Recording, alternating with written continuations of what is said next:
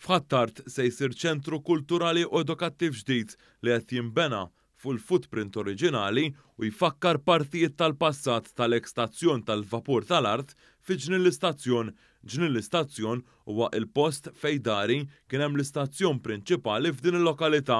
Dan kien jifforma parti mis-sistema tal-ferrovija ta' Malta, iżda il-bini kien inqered fil-gwerra. Dan iċ-ċentru modern qed ikun iffinanzjat mill-Awtorità tal-Ippjanar u l-Fond Ewropew Reġjonali għall-Iżvilupp. Iċ-ċentru edukattiv se jinkludi librerija, żona tal-qari u latrini.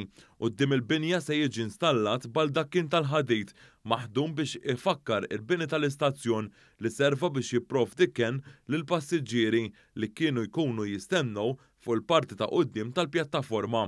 Waqt żjara fuq il-post, iċ-chairperson eżekuttiv tal-Awtorità tal-Ippjanar Oliver Magro qal li dan il-proġett mhux biss se jsaħħaħ l-ispazju pubbliku miftuħ ta' ġnien l-istazzjon iżda se jservi wkoll biex ifakkar il-wirt tal-passat li jintrabat mal-futur.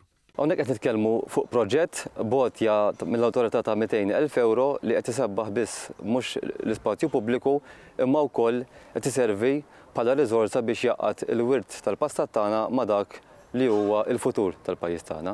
Bin-naħa tiegħu il-Ministru responsabbli mill-Ippjanar Stefan Zrinzu Azzopardi qal li jinsab ħerqan għal aktar proġetti simili li jkomplu iġeddu l-ħidma tal-Gvern favur il-konservazzjoni tal-wirt kulturali u ambjentali. Dan huwa mod kif permezz ta' fondi min-naħa tal-Awtorità tal-Ippjanar ngħinu lill-lokalitajiet permezz ta' fondi li jinġabru minn applikazzjonijiet ta' permessi. Mezz ieħor kif ngħinu ħalli jkollna aktar proġetti ta' fejda fil-lokalitajiet kollha. Is-Segretarju Parlamentari għal Fondi Ewropej Chris Bonnet qal li dan il-proġett qiegħed isir b'investiment ta' kważi 750,000 euro li l-parti l-kbira minnhom ġejjin minn fondi Ewropej. Proġett ieħor bil-fondi Ewropej flimkien mal-Awtorità tal-Ippjanar li jara li jipproteġu jippreserva dik li hija tradizzjoni u l-istorja ta' pajjiżna.